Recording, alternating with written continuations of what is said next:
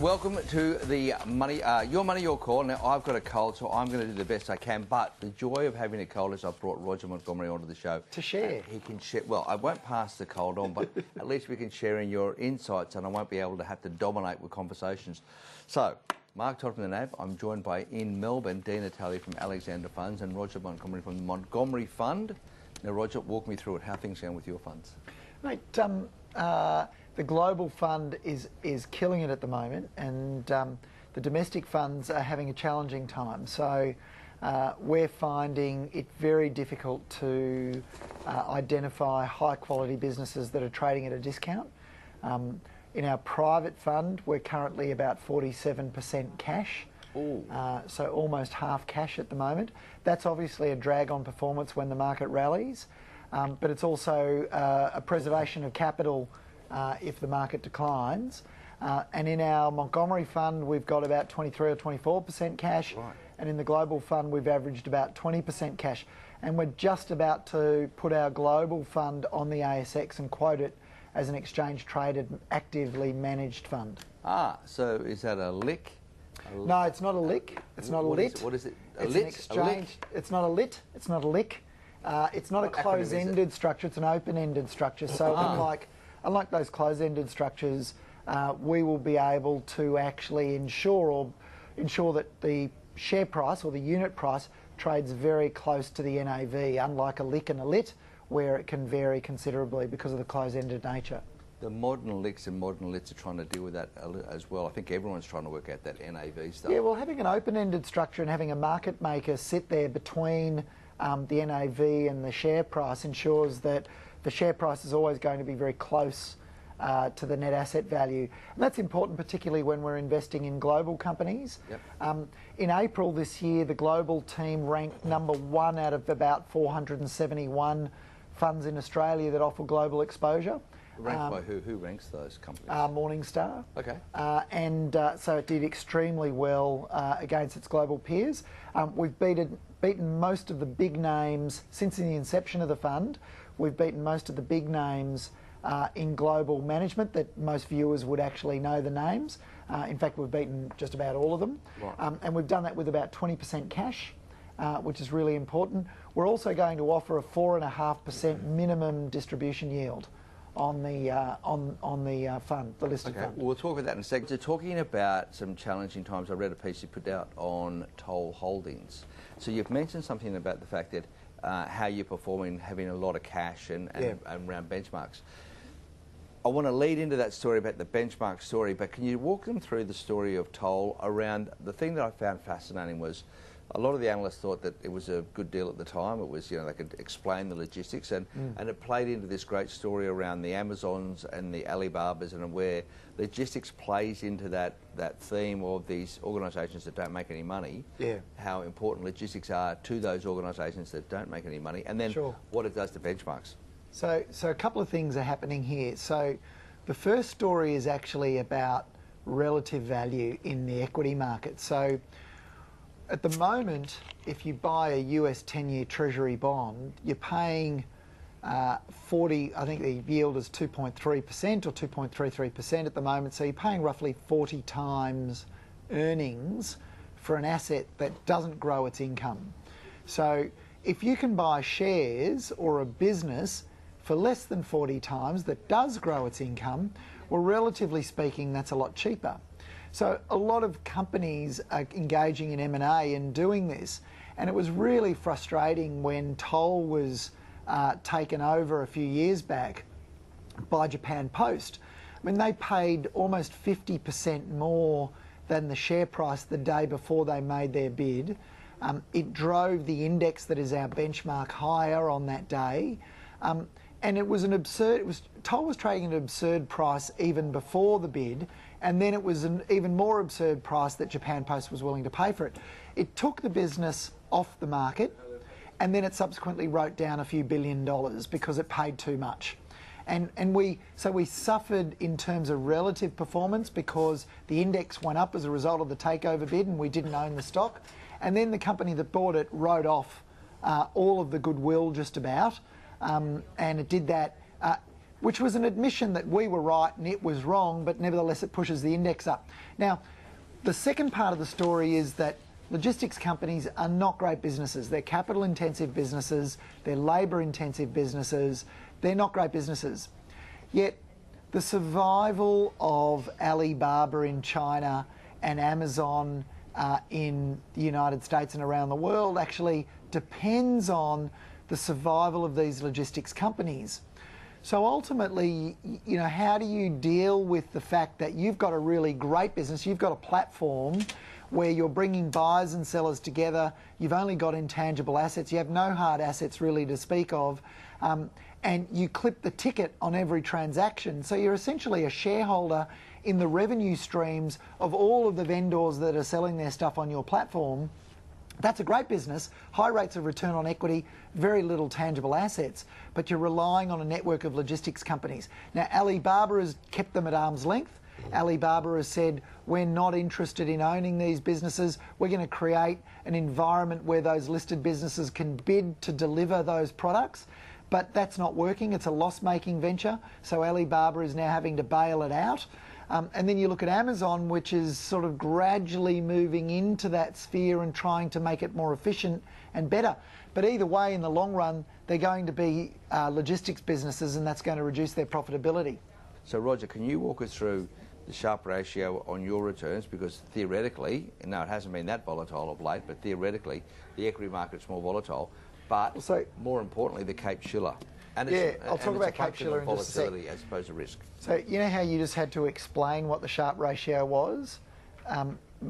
It requires an explanation. So we tend not to talk about it.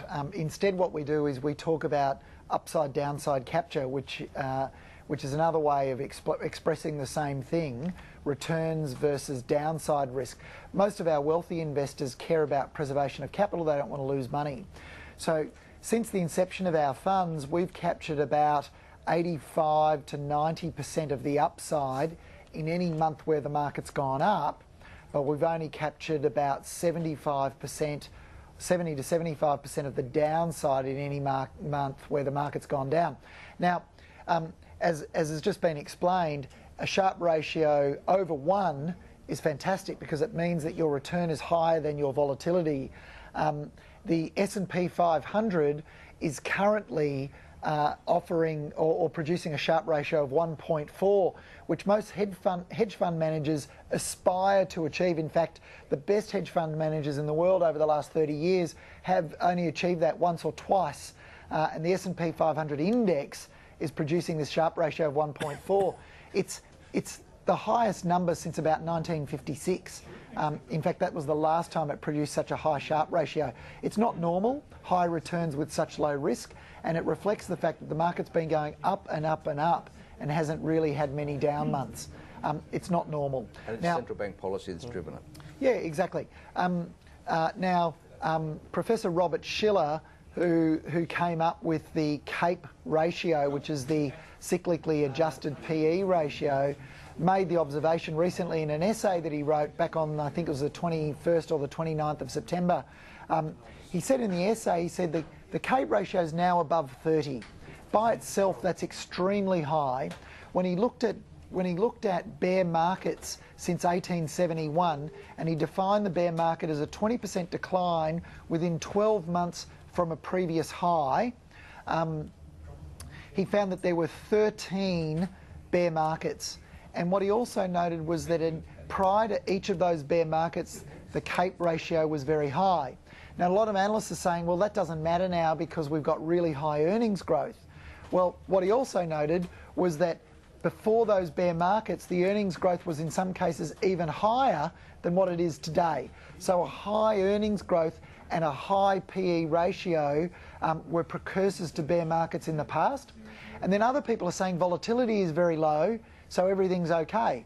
Well, he also noted that in each of the periods, each of the 13 bear markets that occurred since 1871, the first one being in 1895, he noticed that volatility was extremely low. In fact, just before 1929, volatility was lower than it is today.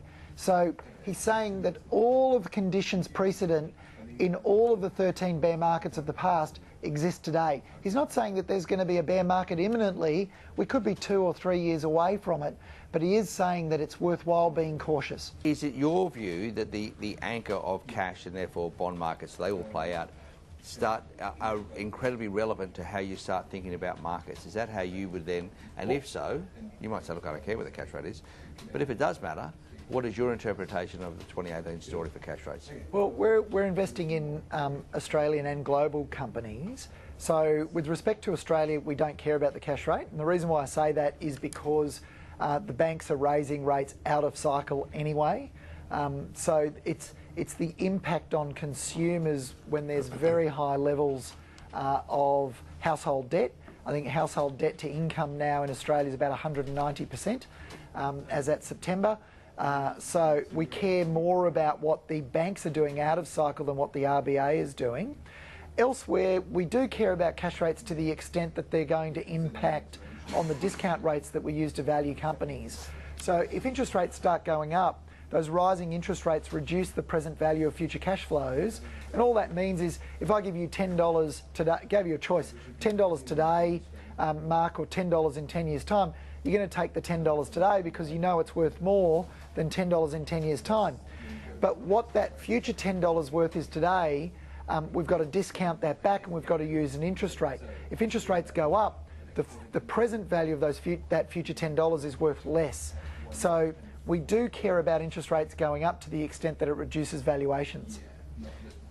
So Roger, what about you? You've got people who are investing in a global fund that you've got, so it's an offshore story.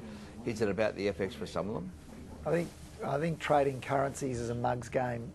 You know, there are times where the Australian dollar is extremely expensive and where it's extremely cheap. So anything over maybe 90 cents or 95 cents is expensive, and anything below 65 cents is probably, or 70 cents, is probably cheap. But in between those numbers, it really is just noise and extremely difficult to pick.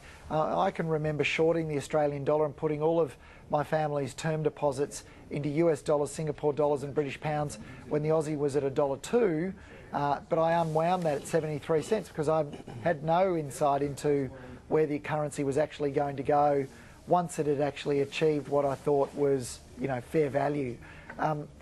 Yeah, I think it's a mug's game. And you know, there are funds that... You just described a 30% return. Yeah, I know, but okay, so hang it's on. Easy when it's out of those bands. Okay, so I'm not going to agree with either of you. I think a lot of clients that would be looking at this would look at the currency in a way that says, why would I buy global if other than to take the benefit of some of the currency? So I think people are thinking about the currency in their global investment strategy. Yeah, I mean, sure I know that Mark, because let me assure you, we do a bucket load of FX. The reason why, I know you do, but you know, a lot of those people are importers and exporters as well. They're not just investors in equities. 6% is import-export. The rest is people trading currency, and that seems to be where everyone has gone. So you've got a lot to of try and trade. Well, no, I just think they see it's a very liquid market. They take a view. And they have a crack. How many of them, out of that percentage, how many actually make a profit over the long run? Well, a lot of people will already be in the currency for a reason that might be, you know, I mean, they want to look at the US so and they go, okay, that's the reason why they're in that currency, so they've done something with it. So, I don't know, it might be... So they've got assets overseas. Yeah, that sort of stuff. Okay, well, they're not importers or exporters, but they've got exposure to overseas. Yeah. Okay, so that's different to people who are, you know, retirees in Australia who have Australian assets. You know, they don't own a property in France or in the United States. You know, they don't have any businesses over there. So those people can make a decision about investing overseas to benefit from growth in businesses and themes that you cannot get exposure to on the ASX. That's why they're investing offshore. It's not necessarily to gain the overseas currency exposure. I want to get Roger's thoughts. What worries him? Is geopolitical relevant? Are central banks relevant? What might worry him? So Mark, it's pretty straightforward. If I can buy a business with $10 million of equity on the balance sheet, generating a 20% return on equity, if I paid $40 million for that business, which would be an earnings yield of 5%, if that business can retain those profits and grow its equity to $100 million while maintaining a 20% return on equity, then in the future I'll sell it for $400 million. I'll sell it for 10 times my money. I don't need to worry about Trump. I don't need to worry about Kim Jong-un. I don't need to worry about Brexit. Don't need to worry about any of those things. Inevitably, there'll be speed bumps along the way and the share price will move up and down, but the value of the business will keep marching forward and eventually the share price will catch up. Now, the difficulty is, as a fund manager, as I said earlier, is that's the marathon, but we're running monthly sprints because we've got to report our numbers against the market every month. So it's really important in terms of our business management that we really only accept applications from investors who actually understand that long-term approach and aren't worried about the short run. In fact, we tell most of our clients invest less with us for longer and then they can endure the inevitable periods where we're underperforming the market. But provided we own a portfolio of those businesses I've just described, we'll do just fine irrespective of Kim Jong-un and Trump. So, Roger, over to you. Equity analysis versus credit so analysis. It's interesting what Dean says. I think he's mostly right with his reference to equity analysts. You know, we approach investing the same way a credit analyst would. If a company can't pay its debt, then it's likely the equity's been completely wiped out. So we don't want to lose money. So we tend to avoid companies that have a lot of debt to begin with. And we're very, very cautious at the moment. You know, with respect to debt, we're seeing lots of really weird things. We talked about Argentina earlier. You know, we're seeing the spread between the spread between sovereign risk and CCC rated corporate risk, for example, historically narrow. We're seeing the risk between lending money to the US government and lending money to emerging markets historically narrow. And we know, for example, there's about $480 billion of CCC rated junk bond debt that's due to be refinanced in 2019. I mean, all of this stuff tells us that, you know, another thing is, you know, Moody's Covenant Quality Index is now at historic lows. So we're seeing a lot of indicators that tell us people have moved up the risk spectrum to try and get a slightly better yield, when in actual fact they're taking on a lot more risk that doesn't compensate. Sorry, they're not getting a sufficiently better return to compensate them for the risk. And that's going to have an impact on equity holders first, and so we're very cautious. So we approach the two exactly the same way. This evening, I want to thank our guests, Dean Natalia from Alexander Funds and Roger Montgomery from the Montgomery Fund. I hope you've enjoyed the show. Mate.